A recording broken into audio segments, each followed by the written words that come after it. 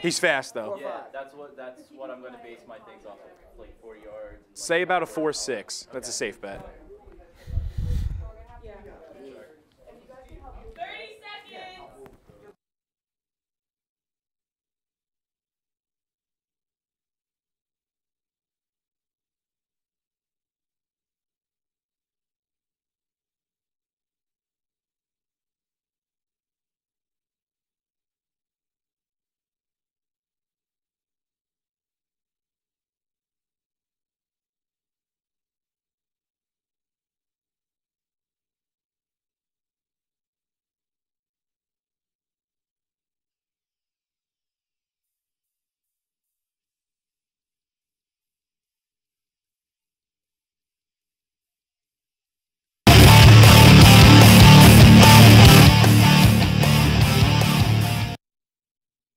How's it? Welcome to another edition of LTCC Sports. I'm Ryan Calvey. The man to my right is Big Joe Man. Joe, how are you? Doing great today, Ryan. I see you're rocking the nice New York Rangers playoff beard, although they're not doing so hot. Yeah, I mean, I'm hoping that the Rangers can make it to the Stanley Cup Championship, but that's for later in the segment. So, you want to take the news right away, man? Back to the news. The Marist baseball team hosts St. Peter's this weekend as they look to make a late playoff push for the MAC playoffs in 3 weeks. St. Peter's and Marist have struggled this year, combining for a record of 12-23. Both still have a shot if they win out the next 2 weeks. Last year, Marist took 3 games from St. Peter's, where junior first baseman Steven Larino went 10 for 12 in that series. The Ball Foxes hope their star first baseman can help them sweep once again. Senior left-hander Jordan Ike will take the mound for his last home game start, and for the rest of the senior class, this will be their last home weekend series. We wish the best for senior class and the rest of the team, as their playoffs aspirations are on the line with every game. The Marist College softball team heads to the Metro Atlantic Athletic Conference Championship Tournament as the #1 seed with a 16-4 conference record. The Red Foxes won the regular season title and will be defending their championship victory from last season. The team not only leads the conference with the best record, but also led the conference with most runs scored, RBIs, home runs, and stolen bases. The powerhouse offensive squad was second in batting average and slugging percentage as well. Marist's leading hitter is junior Taylor Kuzma, who posted a .386 batting average, which ranks second overall in the MAC. Melanie White leads the Red Foxes on the pitching mound with a team-leading .279 ERA. This year's MAC tournament will be played in Fairfield, Connecticut. This past Sunday, Marist junior Danielle Asaro broke a 17-year-old school record in the 100-meter dash at the Metro Atlantic Athletic Conference Outdoor Track and Field Championships at Rider University. She ran a time of 12.48 seconds, breaking the school record of 12.59 seconds that was set by Dominique Pino in 1997. As a team event, Marist placed 7th out of 9 teams with a total of 31 points. Now let's find out more about how colorful Marist students gave back to their community this past weekend. Today I'm here at the Marist Riverfront as the first annual Color Run is set to begin. The event will help raise money and awareness for Autism Speaks and is being co-sponsored by the Marist College fraternity, Theta Delta Chi. The 5K distance was run in a circuit around the Marist campus with multiple color stations set up along the way. Runners began the race wearing all white, but after running through the finish line, everyone was completely covered in blue paint to signify the fight against autism. Brianna Carey is a member of the Autism Speaks U Club at Marist and is impressed with the success of the event. I would love for this to be an annual event. Everybody clearly had so much fun, everybody looks great, and we raised so much money. According to Autism Speaks U, over $20,000 was raised for this event, and more than 350 Marist students participated in the Color Run. A Special Olympics team from Anderson Center for Autism has also come to support Autism Speaks U, as this is their first semester as an official club on campus. Everyone here had such a good time. It makes everything, all the stress, all worth it. And we're just happy we got to do this for such a great cause. The members of Theta Delta Chi, Brianna, and the rest of the Autism Speaks U organization hope that events like this and others will continue to help the cause to cure autism. Well, the money that we raised is a huge help because that's all going to Autism Speaks to help for advocacy, research, things like that. Organizers believe that their message was well received with 158 pounds of blue paint splattered over participants as they crossed the finish line. After running 3 miles for a good cause and being covered in blue paint along the way, I think it's safe to say that the color run is the happiest 5K on the planet, especially at Marist College. For LTCC Sports, I'm Leanne Brothers. Thanks a lot, Leanne. We're going to take a quick break here on the show, but when we get back, we'll be talking men's lacrosse, and we're fortunate enough to have an in-studio interview with Colin Joka and Pat Fermo. Sweet. All right. Where are we?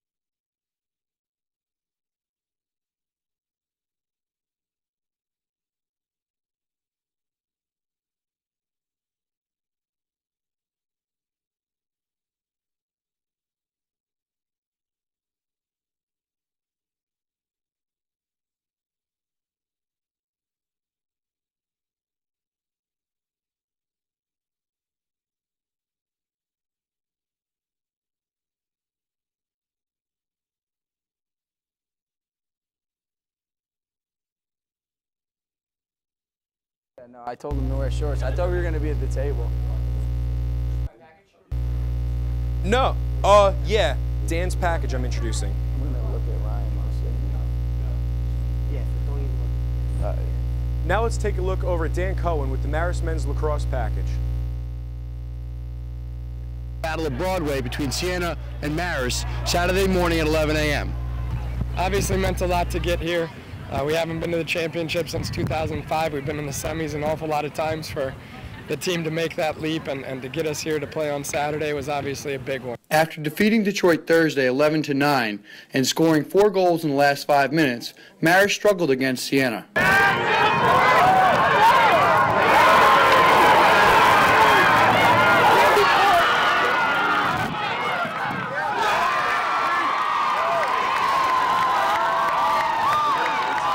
From today, our guys just need to know that they just learned an awful lot from 6 seniors, guys that had been through hell and back, and they never quit and they never showed any remorse. They just kept going. Marist lost in the MAC championship 11-7, but still had a tremendous season as they went through an unexpected journey all the way to the championship game. Reporting for LTCC Sports, Dan Cohen. Thanks a lot, Dan. Now joined in studio by senior attack Pat Fermo and senior attack Colin Joka from the Marist College men's lacrosse team. Guys, how are you doing? Good, how are you? So you guys struggled a little bit in the middle of the season, but were able to turn things around and make it to the MAC championship game. Pat, you want to just tell me what was the switch? What did you guys do differently to turn the season around? I don't think anything necessarily switched. I think a lot of the younger guys on our team, because we're a very young team, struggled to find their identity as players. Jimmy Murphy, D-Mitty, you know, he had to go from playing offense in high school to coming in and strictly playing defense. Guys like Joka, going from a crease guy out to a more of a dodging attackman. We really just had to establish ourselves on the field. And Colin, you lost so much offensively last year with losing graduates like Connor Rice, Jack Doherty. Guys stepped up this year yourself, Mike Begley, Drew Neesmith, J.D. Ricord. What do you have to say? What was it like, you know, making that transition? I think this year was more importantly finding each person's individual role on the team and where they fit best and how they could best influence a team to win. And I think as the year went on, each person did step up into their role, and we did find those clicks that made us win games and get us to the MAC playoffs. When you talk about the MAC playoffs, you guys fell behind early in the semifinal game against Detroit. You came back for what was a thrilling victory. What adjustments were made at halftime, and what motivated you guys to make that comeback? Well, The motivation obviously was plenty, you know, playing for the Coombs family, trying to get to the championship, which no one on this current team had done before this year. Nothing necessarily changed at halftime. We were getting the good looks we wanted. Their goalie was making a bunch of good saves, but we knew if we just kept fighting, kept doing what our coaches told us, we would find success and start hitting the back of the net more, and that's just what we did. And you mentioned Eddie. Colin, this would have been Eddie Coombs' senior season. As we all know, unfortunately, Eddie passed away in a tragic car accident 4 years ago. Pat talked about the motivation, but what will Eddie's legacy be moving forward? He's always going to be in our minds as we play. Our coach talks about him a lot and likes to tell us how he played and likes to get us to try and not be as he was, but play with that mental toughness, that heart he had, and really tries to embody that in our team's standards, which I think as his legacy goes on, it will always be there. His legacy will always be there, and you guys were able to make it to the MAC championship game this year. So how would you rate the season as a whole? I would rate the season as a whole as like a 9-ish, because we did struggle in the beginning, and a lot of people really had doubted us from the start, but we clicked at the right time, and a lot of people didn't expect us to make it to the playoffs in itself, and we proved them wrong by making it past the first round, which hasn't been done in a couple of years, like about 5. So I think it's an overall great success for us. And you guys are both on the offensive side of the ball. You had a new offensive coordinator this year, Coach Mike Gongas. Pat, how would you rate Coach Mike's overall performance this year in his first year? Oh, Coach Gongas, he's great. He did a great job with us. From day one, you knew that he could be a cool guy, but totally meant business when it came to practice. He set up a system that allowed us to have a lot of success. All right, guys, thank you very much for joining us. I'm going to take a quick break here on LTCC Sports. When we get back, we'll be previewing tonight's NFL draft. That was awesome. Thank you. There you go, bro. Yeah, you can see my shorts in the end. You can see them a little bit. They look like red pants. Because you can't see that they're shorts.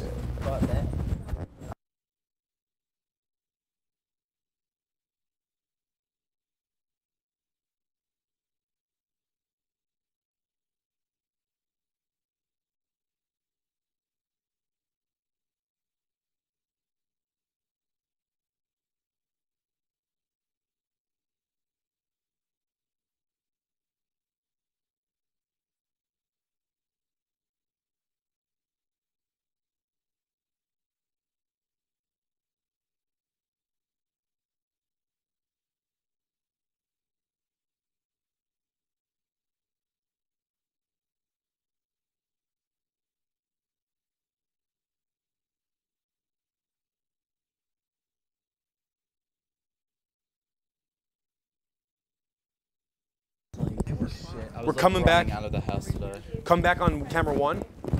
Who gets this? For the NFL draft, my top overall pick is Jadeveon Clowney. Okay.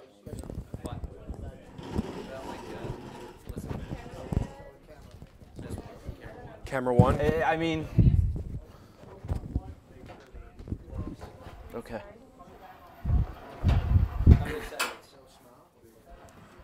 Nice. Okay. Are we on time? Are we stretching this, or? 17 seconds over. Oh, okay. Okay, so we're gonna have to cut this. Oh, okay. Oh, okay, perfect. Yep. Okay. Countdown, anyone? Countdown? Keep your ties up. 10, 9, 8, 7, 6, 5, 3, 2, 1. Welcome back. The NFL draft begins in a couple of hours, and if you tuned in over the last few weeks, we have covered some of the most talented athletes in this year's class. From Clowney to Manziel, this year's draft is filled with skilled players. First round coverage will start tonight at 8 p.m., while the following rounds will be covered on Friday and Saturday. We don't need Mel Kiper and Todd McShay to give you an inside look at the NFL draft, but we do have Gabe Sloan. Gabe, how are you? I'm excited. I mean, this is what we're waiting for. This is the draft. The college players finally become NFL pros, and it's a very exciting time. Who do you like as your top 5 draft picks go in tonight's draft? Well, for me, if you have to start, it has to be Jadeveon Clowney, like you said. Jadeveon Clowney is a 6'6", 266-pound genetic freak. The guy ran a 4.53 in the 40-yard dash, which is the fastest among the defensive ends. He's also a very versatile guy that has a high motor, and this was evidenced by his seasons back from 2012 and 2013. If there was any risk, I would say it's the fact that he was injury prone this past year, but that didn't really affect him because due to the fact that he ran so well and he was so impressive during the scouting combine. If you were to ask me my second one, it would probably have to be Sammy Watkins. Sammy Watkins is a versatile player who can make plays all over the field.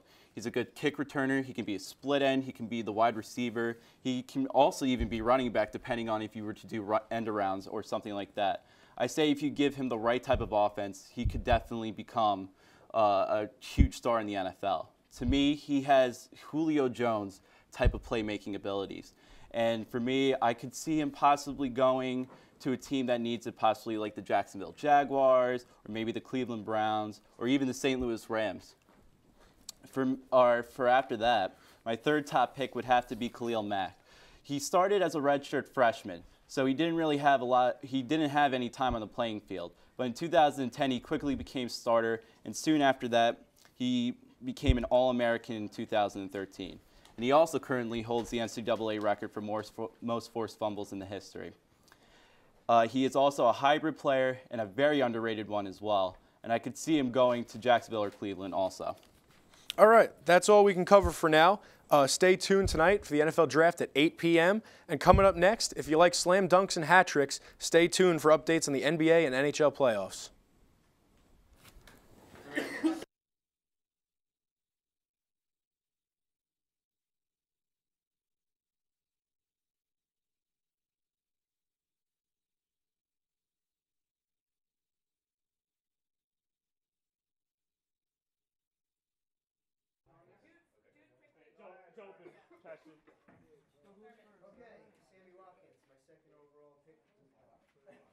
Check my mic, so just wanted to read something. Okay. All right.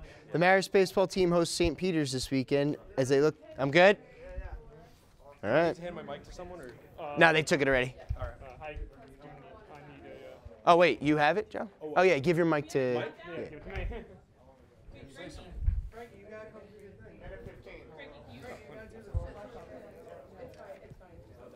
Joe, can I have. It's been working all yeah, it's good.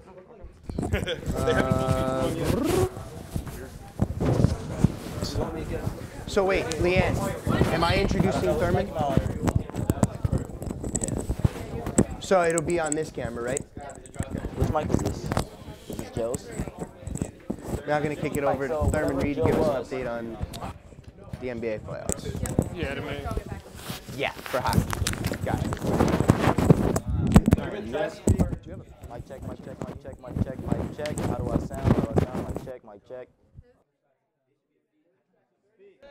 Mic check, mic check, mic check. I'm speaking, I'm speaking. Right?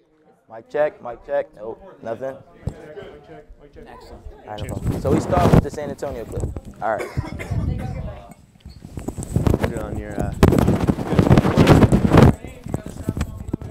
Mic check, mic check.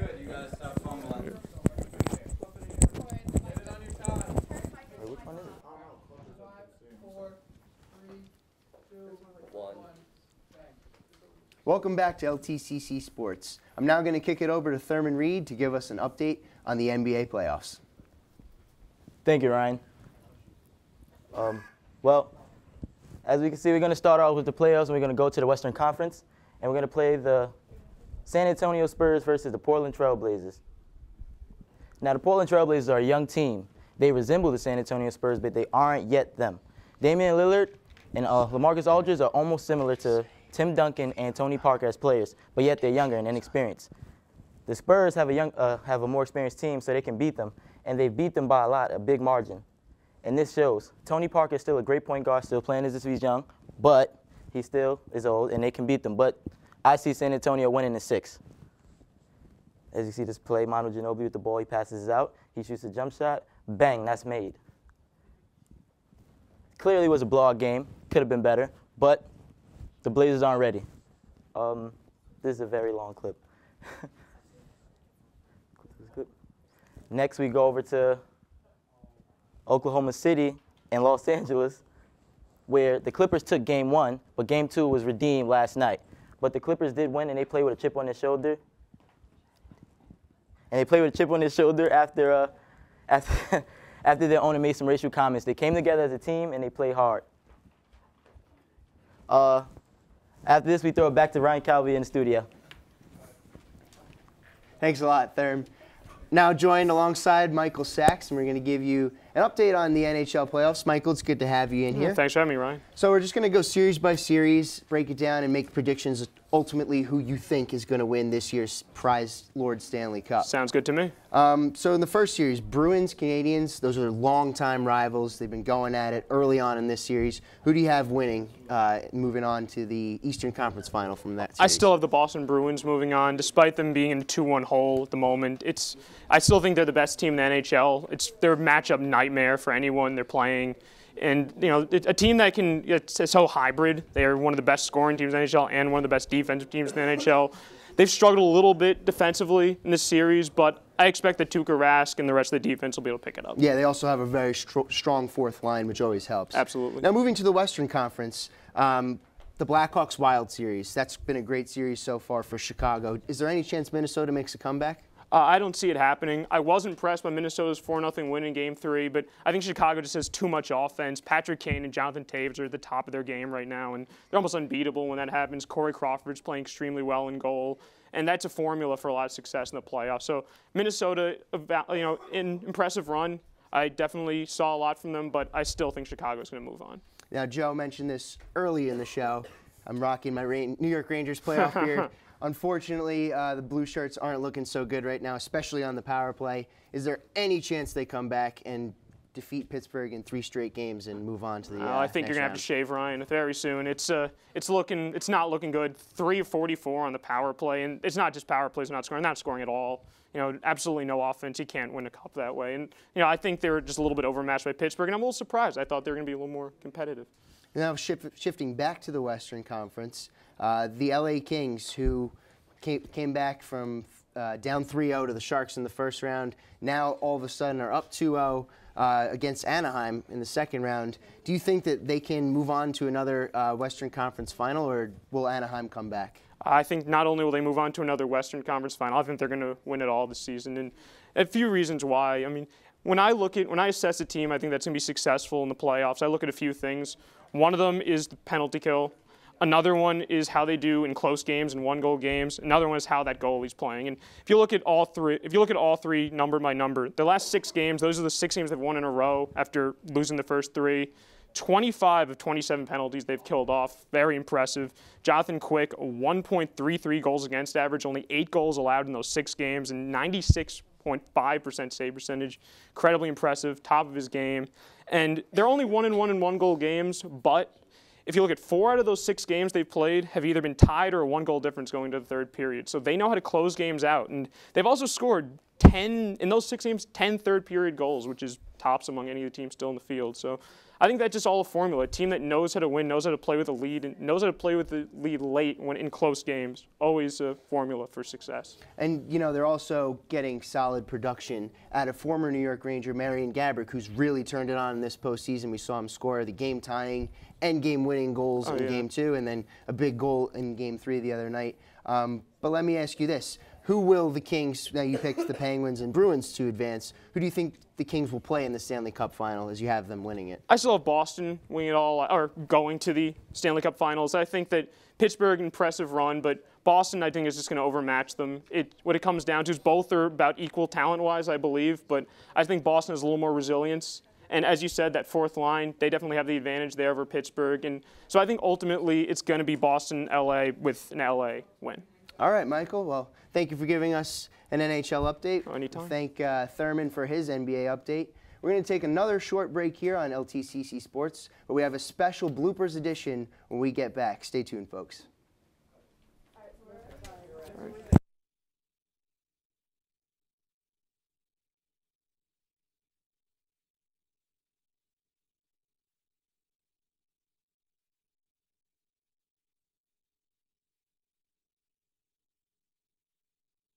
Or Kendall, how under, over are we? 20 seconds.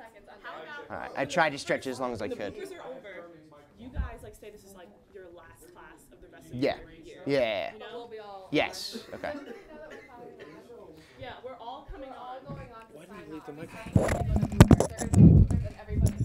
While the bloopers are playing, we're all going to be on. And we're all gonna I'm going to run the switcher for that. That's a great question.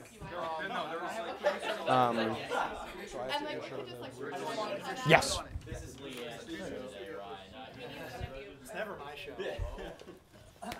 For the not top 10, do we want to have them talk? Do we want to have them talk over it? It's on. Yeah. Went well too. We're back in 45 seconds. For my reel. Yeah. Okay. How long? Okay. So you're coming back on that. What shot are we coming back? I think you're coming back on that. Is he coming back on a 2-shot or a? 2? Okay. Mic check. And my name is Joe Mann. I'm from Lake Grove, Long Island, New York. Hi, I'm Ryan Calvi. It's not working. We are coming back. I don't have, yes, camera 2. As we're going to introduce the My microphone's not working. Is it not working? If it's not, then I'll come back. 15 seconds! How long we got? Here, just kick it to me. I'll kick it. Just give it to me. 4, 3, 2, 1. Welcome back to LTCC Sports. I'm Ryan Calvi, joined alongside Joe Mann. But now we're going to give you a special bloopers edition from this year's class. We messed up a few times. Check it out. It's pretty funny.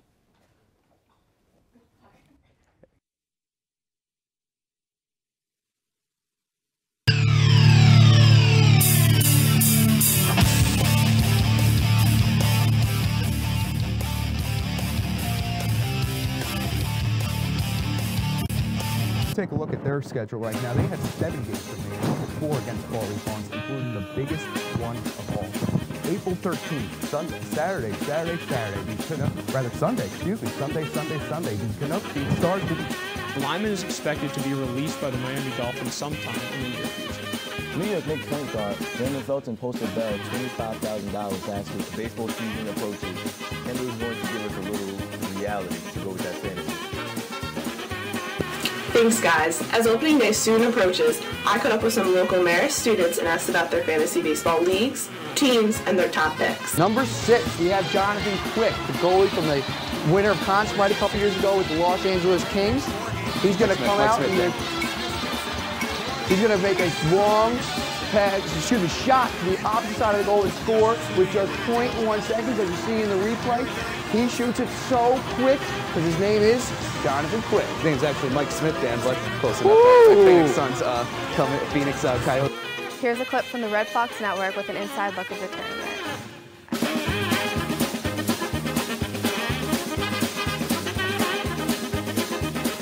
And we have another clip from the Red Fox Network, and they're going to talk about the game and some interviews with the coaches.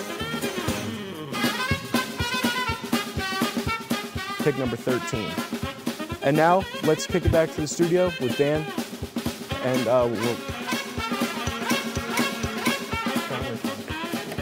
and truly athletic. The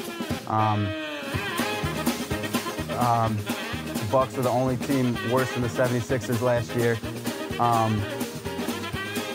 and hopefully it helps them. Now back to you guys. Thanks. It's Teams Prepare to Go Dancing. LTC Sports is here to give you insight on teams that, you know,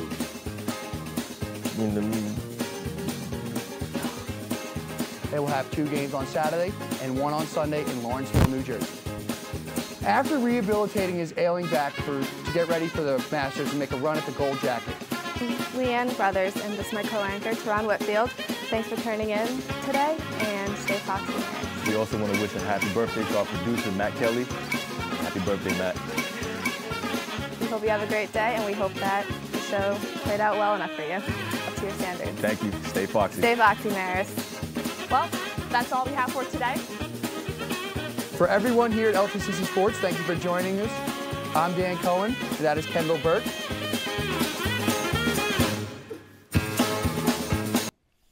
Welcome back to LTCC Sports. From our Professor Ryan Rogers to James from the Media Center and each individual one of us in the class, we'd like to thank you. From Teron Whitfield, Gabe Sloan, our producer Leanne Brothers, our other producer Kendall Burt, and then we have Dan Cohen, Sam Lucides, Callie Parmelli, Ryan Calvi, Pat Fermo, Matt Kelly, Stephen Lorino, Christian Clark, Michael Sachs, Frankie Gannon, Jeff Maglicetti, Thurman Reed, Dan Ventricelli. I'm Joe Mann. Thanks for tuning into LCC Sports, and stay foxy, Marist. Woo! Are we off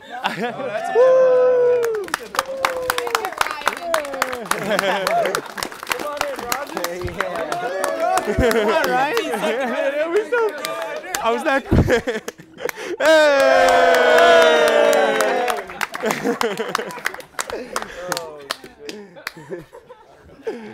Yeah, that was kind of cool. That was kind of cool. I liked it. I went through everyone's names.